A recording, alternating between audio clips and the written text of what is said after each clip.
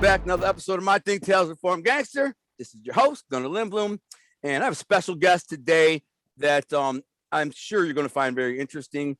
And I think he and we have talked on the phone at length for several hours, actually.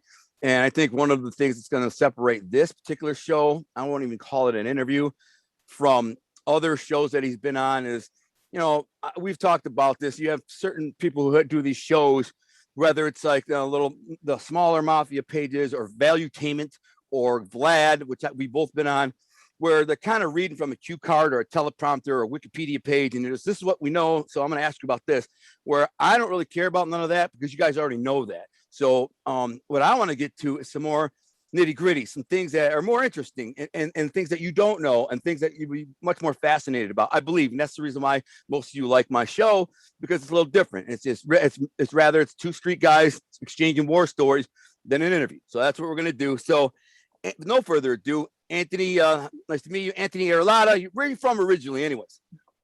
What's up, Gunnar? I'm originally from Springfield, Mass. That's where I was born. That's where you're born and raised, huh? Spent all your time there?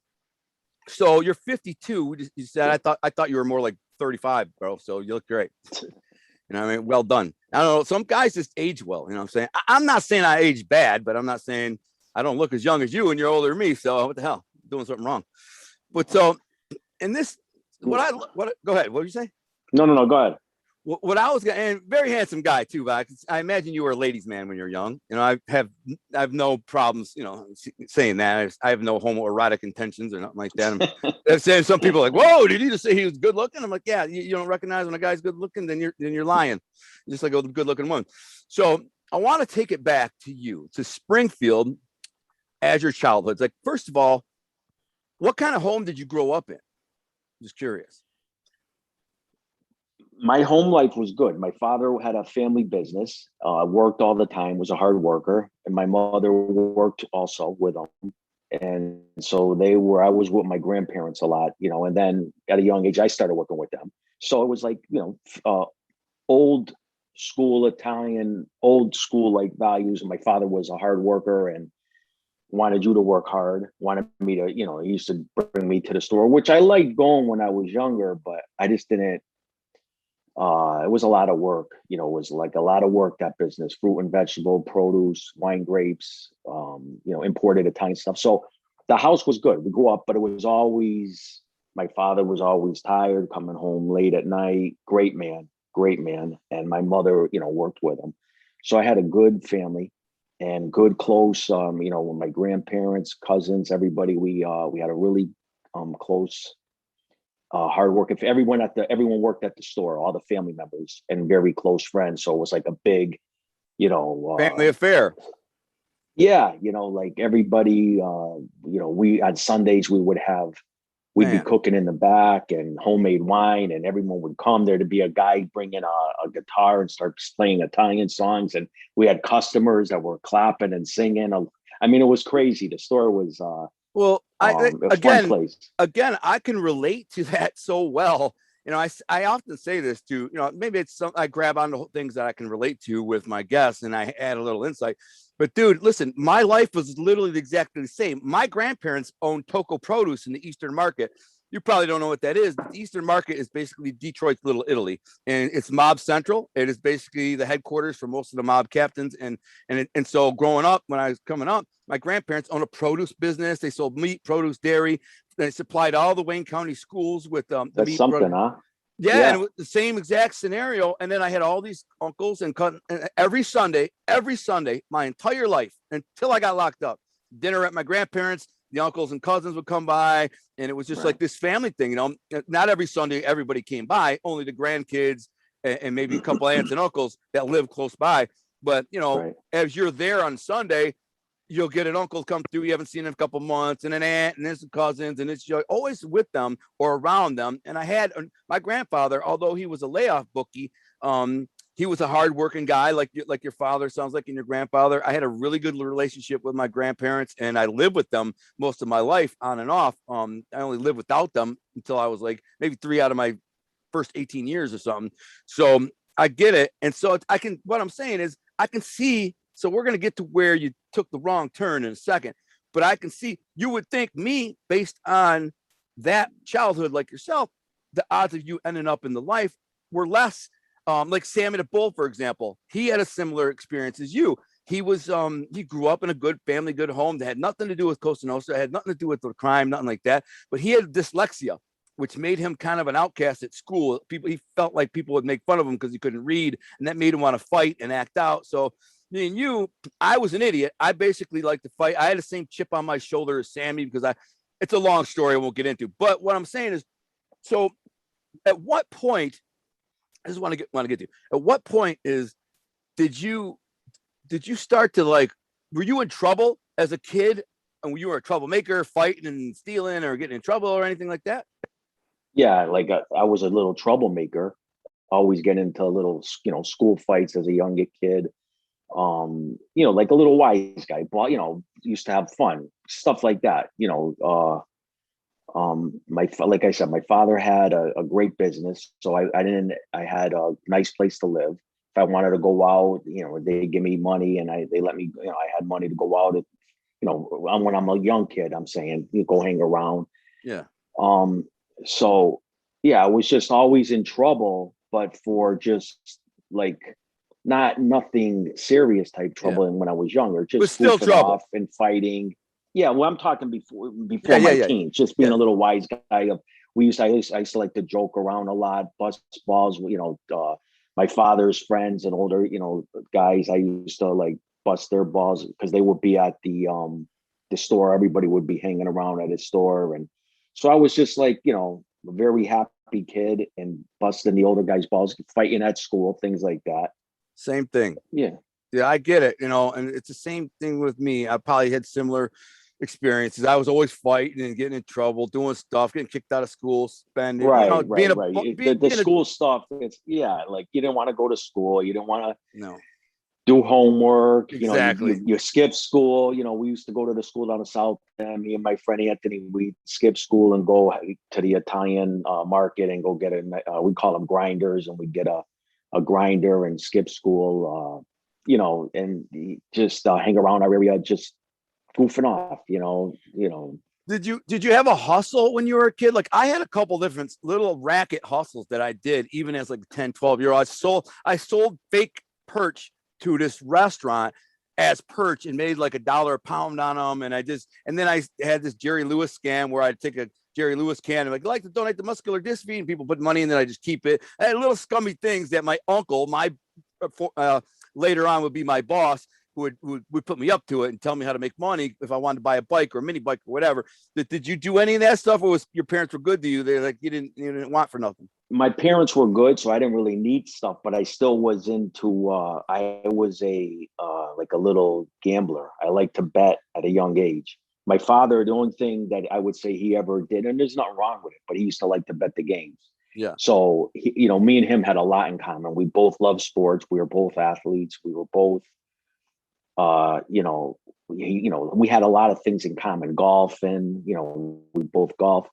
So we both like to bet pro sports, college sports. And so at a young age, I started betting at a young age. I'm talking like very young age. And so that was I wasn't, and then, friends of yours would want to bet. Everyone said, I was booking when I was like 10 years old. What I was doing was I had a place I could put the bets in, so they would bet with me. Right. I wasn't taking their bets. I was kind of like putting their bets in, and I had a list of, my mother found a list. Yeah. Of people that owed money and who had money coming, but yeah, it wasn't nothing like I wasn't getting hustle. Juice. It was just I love gambling. I was my whole life I loved gambling. I was a sicko when it came to gambling. See, I was never Really? a sicko when it came to gambling, but once I discovered 3 dice or CeeLo, then I realized I could hustle everybody around me. So I learned it, and then I just started everybody, anywhere I went to a party, the first thing I did anybody want to play 3 dice? They're like, what's that? Well, let me show you. Boom, and then I'd kill them. So I was always kind of hooked on that. But eventually everybody knew it was kind of a hustle. They'd lose more than they win, and I just kind of clean them out. Yeah. So they stopped I think betting. it's yeah. Well, I think, like I was going to say with you, I think it's better if you grow up poor, but if you get taught at a young age go out yourself And and, hustle. and hustle, make your money. Like, we had the store. So my father would have me work at the store. And, when you're working 6, 7, 8 years old, you're not getting paid. He used to have a big business. I used to help him count the money, but, I'm not getting paid as like where I'm going to work and getting paid and seeing, the fruits of your labor, sort of. Yeah. And I didn't have no bills. I'm living home. I got food. So I think I know guys, when you start off, when you're forced to start off I think you get off more successful in life quicker than you would for you're a guy hungry. that's like, You're you're hungry. And you want to, things that other kids got and your parents can't afford to do it. So now it gives you that drive and that want to go out and do that at a younger age, where I didn't get that drive later on in my later teens, because I didn't have to. Yeah, I literally did it because I was hungry. So my parents divorced when I was 4, and when mom went into the hospital, she was mentally ill. I had to go live with my dad for 3 years, right? And he was an alcoholic, and he didn't provide food for us, or barely. And I was starving, and I finally said enough is enough, because I'd buy a bag of weed and sell joints out of it to cover up make a little money for munchies There you and go. weed. And I finally said, man, I could sell it. This is around the crack epidemic time, when crack was hitting hard, and there was a couple neighborhoods that were like this all black crack. Well, how old were you 15 at that time? I was Okay, 15. yeah. So Yeah. I was hungry, and I knew, because these black crack dealers were just making, $600-800 a day, which to me back then was huge money. It was like 1988. And so I knew if I got some weed, I could go there and sell them the weed. So basically, I drove my raggedy ass moped halfway across town to where my weed dealer was, and I kind of begged them to front me some weed, because I was starving, literally. And so Right. he did. And I made $400 on the first day. I sold a quarter pound in bags. I sold most of it to those crack dealers. They're like, give me a break. I'm like, no, it's $30 an eighth, man. That's all I can do. He's like, how many you got? I'm like, 8 of them. Like, $30 an eighth. Boom, I sold them all, because they didn't care. They just throw money like, Yeah. whatever. That's good. Back then, the white Right. boys had And the good weed. it's a hustle for you. It's it. And it's a hustle for you. Like a lot of young kids, they would want to go get a newspaper route at a young age, and maybe go get try to sell. They got those little stands where they'll go wash cars. And your hustle, even though you were a little bit older, like 15, but I mean, it was like the marijuana. Yeah, exactly. Yeah. And now I was expelled from school. It's one thing me and Sammy will also have in common. I was expelled at age 15. I was kicked out indefinitely. They wouldn't take me back. Even my grandpa Toko tried to have a sit down with the superintendent and all these, the heads of, and they're just like, we don't want him back. That's the only time I ever seen him trying to intimidate anybody that's civilian. And he went in there and sat down, me, my mom, my grandpa, and there's the superintendents, the school cop, yada, yada, yada. I got busted in a stolen property ring. That's a long story. But at the end of the day, he's like, I want my grandson back in school. I want him to graduate. And they're like, Missy Toko, we know who you are. We don't want him back. Because he said, you know who I am? And they're like, yeah, Mr. Toko, we know who you are. We don't want him back. He's trouble. He's fighting all the time. He's in this, hangs around with a bunch of freaking losers, comes to school reeking like pot all the time. Anyways, moral of the story is, at 15 years old, I basically was expelled indefinitely. So I hit the streets. And now, I mean, I had nothing to do. The only people that weren't in school were dope dealers, scumbags, drug addicts, thieves, all these scumbags. And I wanted friends like anybody else. And I didn't have any friends. They were all in school. Now, I still had friends in school, but they were in school, and they were, so I'd have to see them after school. So the rest of the day, I drive around the neighborhood selling weed, buying stolen merch, selling stolen merch. And it was just how I got pulled into that life at a very young age, like yours. So this leads me to ask, so at what point did you start to notice the mafia? Like, at what point did you come cognizant or cogent of the presence of the mafia? And like, did you know what it was and who they were? What was that? What was your experience with that? So the mafia I knew from a young age. My family, my mother's brother was not a made guy, but he was. Oh, I lost you for a second. There you go. Yeah, sorry. You're good. That. You're good. He wasn't a made guy, but he was around that that life. He was a wise guy his whole life. He just never got made, and so. He was a very he was around more of the patriarchas, even though our area was the Genevese. So I had that. I had my my mother's sister her boyfriend, which I consider him like an uncle, we call him uncle. He used to be the driver for the boss in our area. Big Nose Sam, they called him, Sam Kafari, was the boss. And so my uncle would be his driver. Yeah. So the mafia presence was there at a young age. And like I said, I was a little wise guy, and they used to, I had cousins that owned restaurants. I used to see, they call them Big Nose Sam.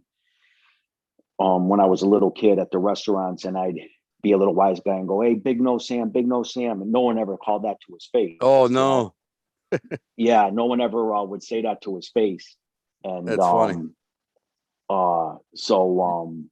Did anyone tell you? Yeah, so did yeah, they tell you? The soldiers that he was with, like hey, Anthony DeLavo and the guys that would be around him going into the restaurant. They used to go to Nardi's. I used to live right down the street in East Springfield at the time, and they'd chase me. Anthony would try to give me a kick in my ass, and I'd run away and come back and say, so I was a little ball buster. But it was just, you grew up Italian. We were heavily Italian city. A lot of back then growing up, there was a heavily Italian immigrants coming to this to Springfield, and if you were Italian, you grew up around the mafia. Sure. Whose father was a made guy, whose father was around the guy who was a made guy. There was just a presence, and you knew all about it. But not that you didn't want to be one at 5 or 6 years old. You just knew, the mafia. Yeah. Your grandparents, would be, they give them a lot of respect. They come in the store, they would get a lot of respect at my father. So my father would make a nice boxes and fill it up. Give it to them. No money. Well, they would pay. No, they paid, but not. They didn't pay. Like, he'd probably fill up a box $50 worth and take 20. And give them whatever. And they all respected my father when they came in. It was never. They knew he was a hardworking guy. So when they all came in, they came in, but he gave them. He took care of them. They didn't have to wait in line. He gave them the stuff. That's exactly at a discount. That's exactly the same as Detroit. Exactly. It's the same. My experience with my family was the same thing. I was very young when I first learned of the mafia. I remember some kid said he couldn't hang around me because I was in the mafia. I'm like 5 years old. I don't even know what the mafia is. And then another girl said I couldn't come to her party because I was in the mafia. And I asked my uncle, who's 12 years older than me, and I said, "What is the mafia?" And he's like, "Yeah, it's our family. Don't worry about it." And then, eventually you start paying attention to who's who. You realize some people get more respect than others. People are greeted differently. People are approached differently. And you start to notice when you're a kid, you see these things. So clearly you saw the same thing as I did, because in Detroit, there's a huge Italian community too. I had guessed around 200,000 or 300,000 Italians just in the east side of Detroit. So, I mean, there's a lot of them. And so you kind of, everybody knows, like yours, who's a made guy, who's a boss, who's a cap, though nobody talks about it. You never in public would talk about it, but everybody's like, that's who so-and-so says. And it was my family. Right. So I was kind of, and they have reputations that come with it. Like, oh, he's a killer. He killed such, or, they're bad people. They're killers. They're, don't, just say hi to them, so they were treated, like you said, a lot differently. Which respect, but also, like you said, the whispers.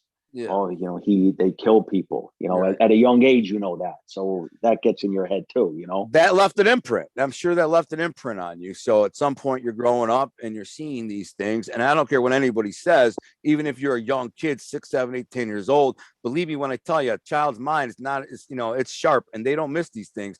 And it kind of sinks in. And maybe part of you goes, I'd like to be like that, especially if you're already a bad kid like we were. So if you're already like a naturally kind of a born wise guy or a troublemaker, and you see that, and you're like, man, maybe I don't even consciously register it, but in your mind, the back of your mind, you're just like, I might like that, or I kind of like that, or I'd like to be like them, or whatever. So then you're moving along, and you get to high school. You said you were an athlete. Did you graduate high school? Did you play sports? How was your high school experience? So I played sports my whole life. I played hockey 10 years. A couple of guys I played with went pros. I played baseball. I played football. I played them all. But around 16, I got thrown out of one of the high schools I went to. They just didn't want us back at that school. So we went to this another high school.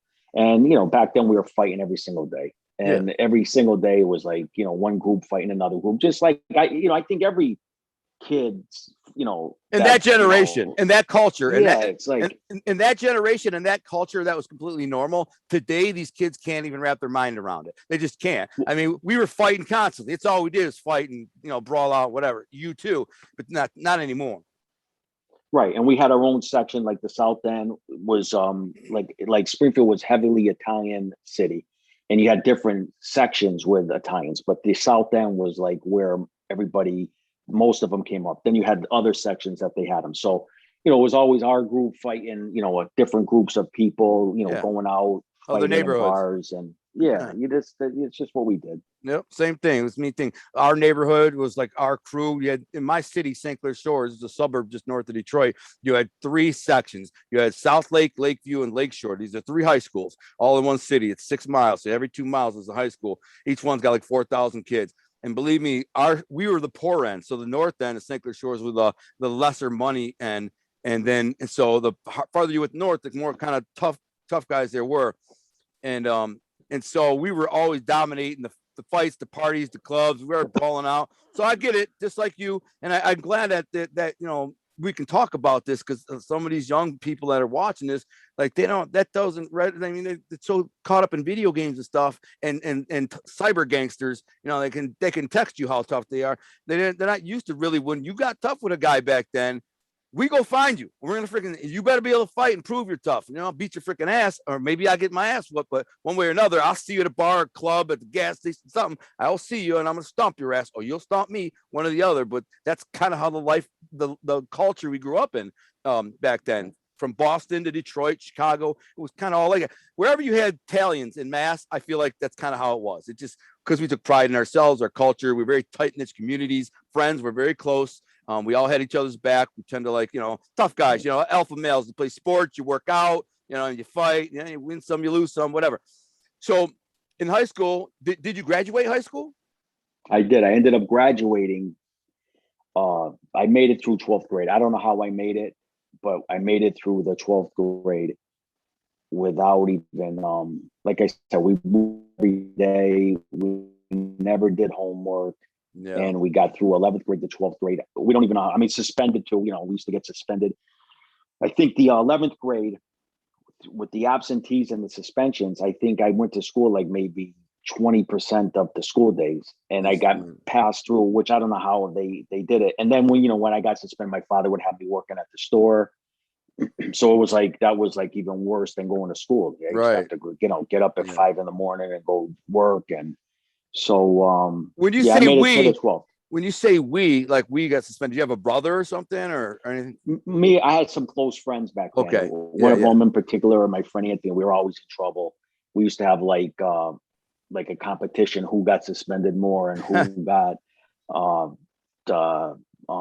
missed school more. And I always beat him with the tardiness. You know how when you're tardy at school, I always won that one. I beat him for the tard. But we were neck and neck, missing school, and always, you know, just too, you know, we were a little wise guys back then, you know, always in trouble. Young knuckleheads, man. I get it, man.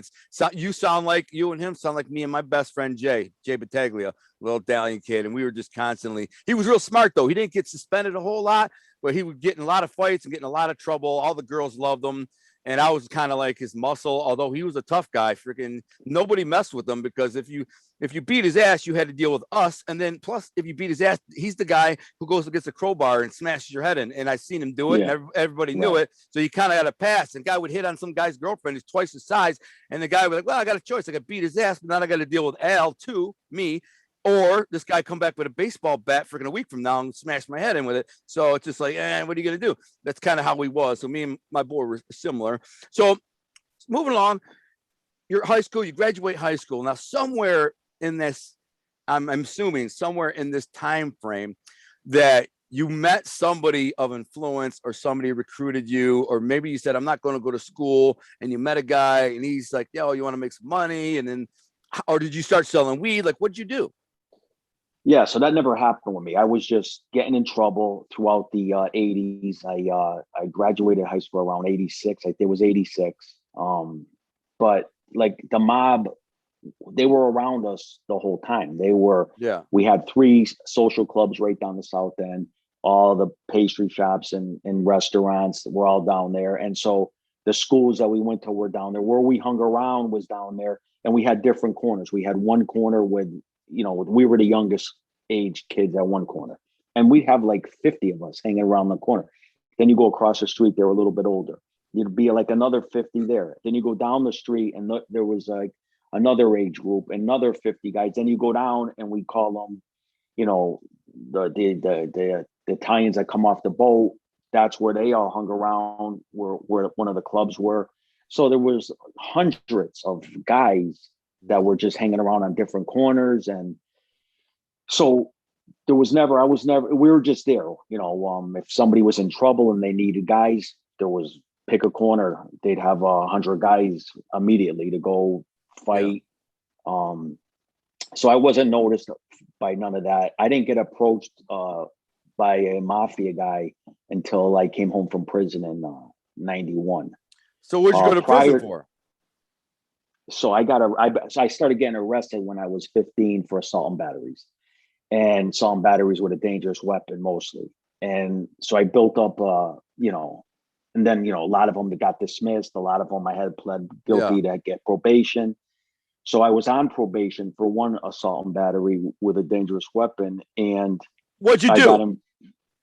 It was assault and battery with a fight with bats. And I ended up pleading guilty and just getting just to make it go away. You think like, oh yeah, just plead guilty, but that was the wrong thing to do back then because it goes on your record and it's, now the next, because, we're never going to stop getting in trouble. Mm-hmm. And that's what happened. It would build up. And while I was on probation for that assault and battery, I got arrested again with a gun. There was a little thing where we were, fooling around with a gun and shooting it. And I ended up getting pulled over, the cops. And so now I violated my probation and I got 5 years in state prison. Ooh. Which for me, that's pretty much how I don't know if that's how, no, that's where I learned a lot. That was a big thing for me to go to prison at 21 years old, especially state prison, not like a county bed. When you go to state prison and you're around guys that are doing life without parole, you're around, and you're meeting, you got to be very. Well, I did 13 years, so So, and when you go at a young age, though, I think it teaches you that the way to act the right way.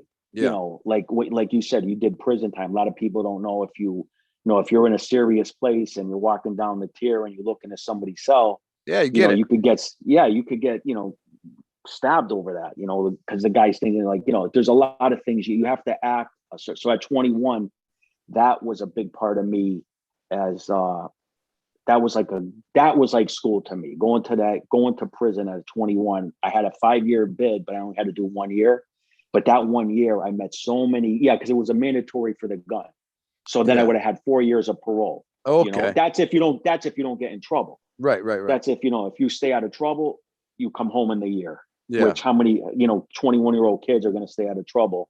You're going to be probably fighting in there, or some, older guy will have you go and do something to somebody because you're young and, young and stupid, which did happen in there. But I did make it home in a year. But the people that I met, the connections that I met, there was a lot of big population of Irish gangsters throughout Mass, especially in Boston. And I met a lot of connections with those, with them type of criminals, especially the Italians. When I was in prison in 1990, there you had the Italian club, the Irish club, and it was really nice. I mean, so to me, prison was like, it was a great experience, even though it was like I was 21. It was like meeting all these people, it was like, it kind of like got me started. That pretty much got me started on the streets, even though I started to get involved like right out of high school around 87, selling some coke and a little, not even really a lot of pot, marijuana, nothing significant, just we were getting involved in it back then. But when I got out of prison in 91, that's when it was like a totally different game. That's when I made major connections. I knew how to hustle now. You know, I was taught by guys, you know, pretty much like you said, with that crack epidemic, leave the crack alone, leave the coke alone, leave the heroin, Stick to and weed. deal with marijuana. And it was like the guy, my friend that like, he was like a mentor to me. He was dead on. And mass, you get caught with 50 pounds or under, it was a misdemeanor. Yeah, yeah. And Who was that? My friend, Yeah.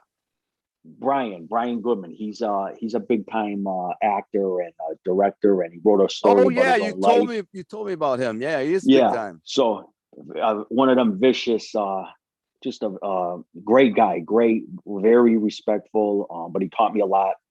He was just, you know, he was a gangster, Irish gangster.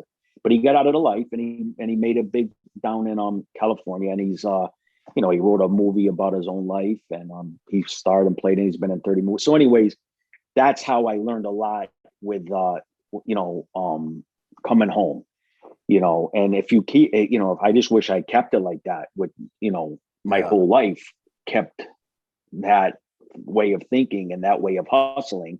But then, you know, like you said, you come out of prison, you're going to start getting approached by the Wise mafia. guys. But yeah, so that's when they started, you know, they heard that I got pulled over, you know, with the gun, and there was a shooting, and, you know, I'm always in trouble, and we're violent, and I got violent friends around me. You're perfect. And now You're perfect. Right. So they're like, you're hired. you know, now it's like, you know, and, you know, and especially if you have,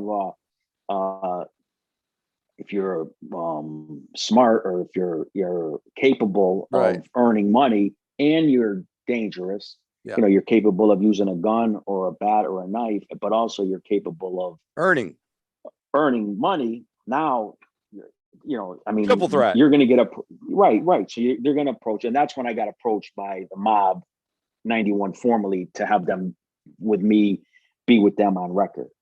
Prior to that, it was just like getting in fights. We had a gang of us. It was like, you know, we had a gang, and they recruited out of the gang. You know, one soldier would pick a couple guys out, wanted them with him. You know, Bruno happened to pick me out. This other guy, Anthony, wanted me with him.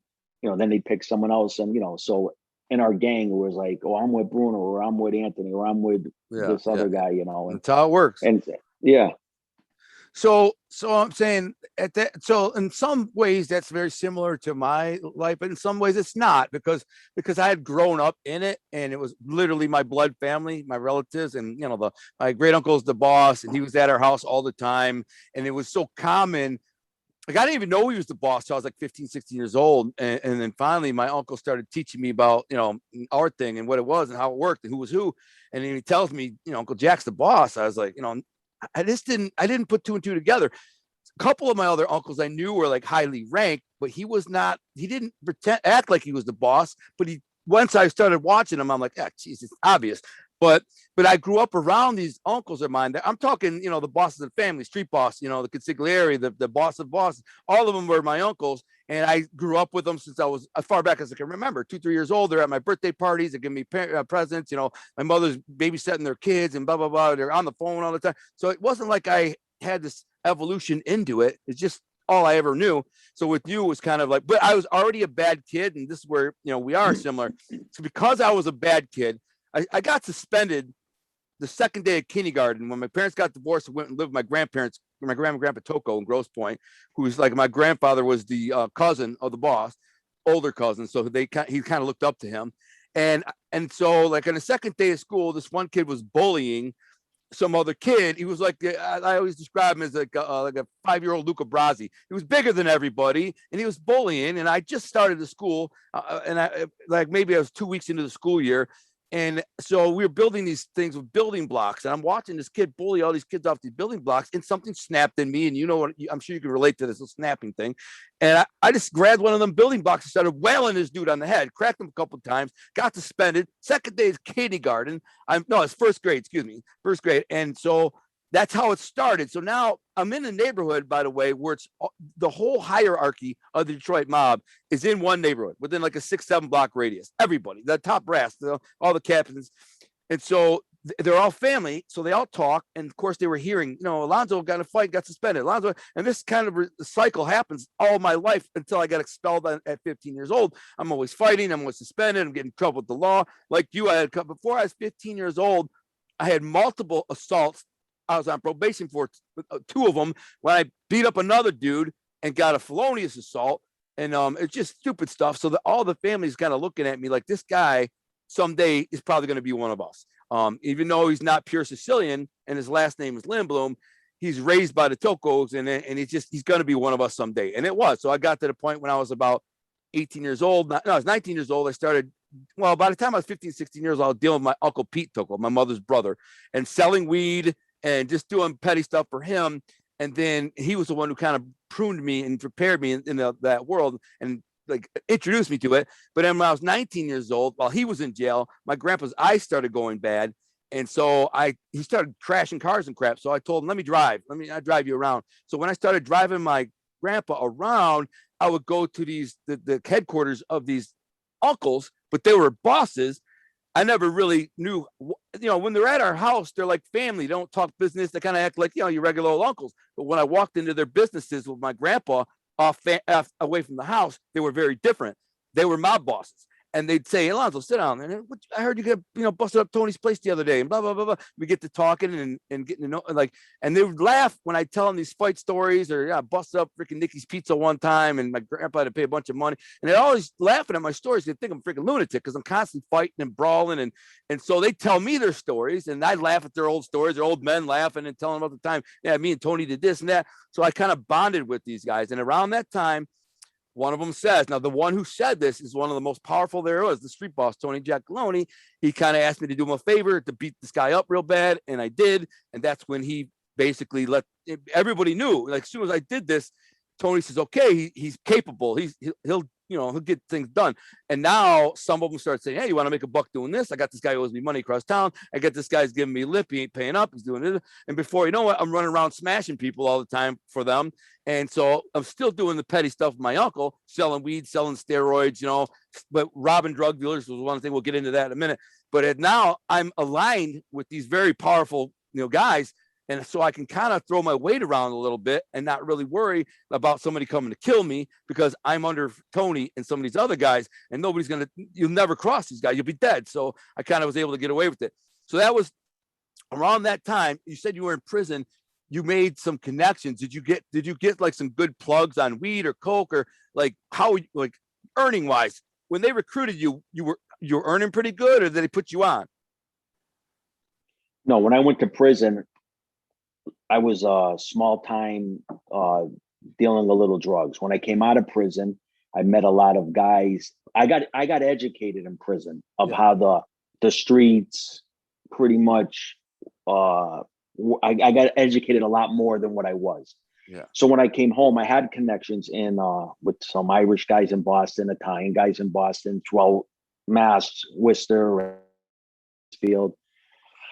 But what I did was I made my own connections in those businesses. I made better. So what I started off where I started buying from guys in Boston, and it ended up very quickly that I was selling to the guys in Boston because I made so many connections. I just was really good at once I started hustling the streets, I got really good at it, and I was doing business with everybody like Jamaicans, Mexicans, Colombians. Sure. Anybody there was that could be a good connection for me when it came to any type of business. Yeah.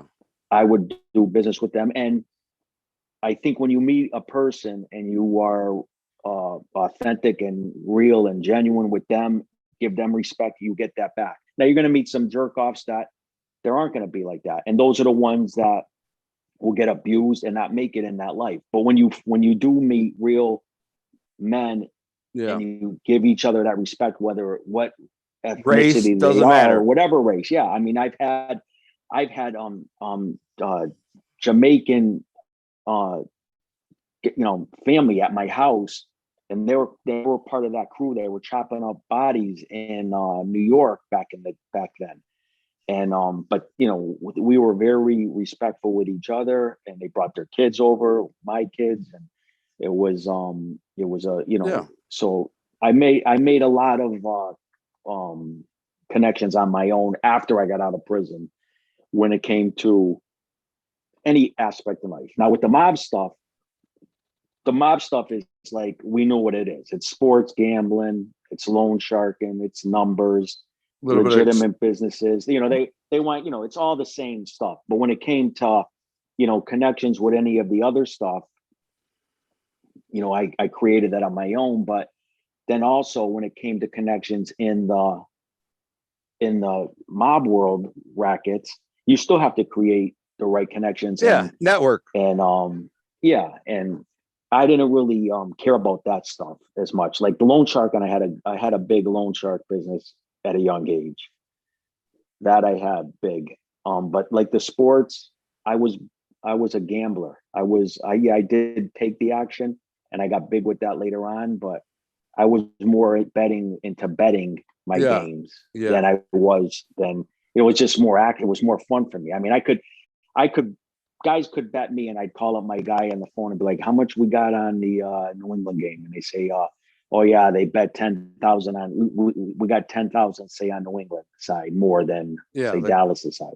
But to me, even though you still got 10,000, it wasn't I would have to want to bet the game for 10,000.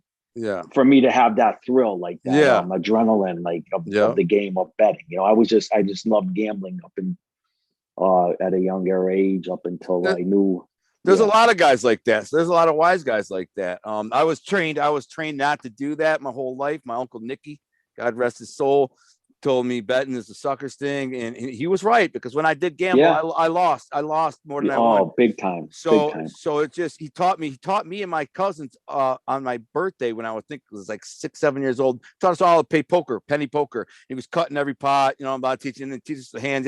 We were all done. Anthony had won. It was one winner takes all. He won. He's like, now who's the big winner? And we're all Anthony. He's like, no. Look what I got here. And he's got a pile of pennies in front of him. He's like, I never bet a hand. I never risk nothing. And look what I got. So he's like, only a sucker bets. If you're going to gamble, you're the house. Remember that. Only a sucker bets. House. And I remember all my life I did that. So I house poker games. I house dice games. And then finally, like when I was like 28 years old, I decided to go to Vegas and play blackjack. And then I won. So now I was like, whoa, this is awesome. I won like 14 grand in like 2 hours. Like, this is awesome. And then of course, the next 2 years, I lost like 150 grand. It's just the way it goes. They sucker you in. But anyway, so at that point, you did get recruited by someone. So like, who recruited you? And like, I want to know kind of more like when they came to you and said, listen, you're going to be with us now. What were you like? How did you feel about that? Were you a little annoyed were you annoyed a little bit by the fact that now they're going to expect a cut of your money? Because that's, they wanted me, like, you're with us, you got to pay us a cut. I'm like, I did this all on my own. All this dope dealing and robbing drug dealers and everything I'm doing, I didn't use you for any of it. But then they tell me, well, listen, if you get in trouble, we got the cops, we got judges, we got the lawyers and the bondsmen and all this stuff. So what do you think is going to happen then? So yes, you got to pay us a little piece, because that all of it goes up to the boss, and the boss got all these freaking guys in his pocket. So when you get busted, they'll get you out of it. And so I get it. I give them money, But what was it like for you?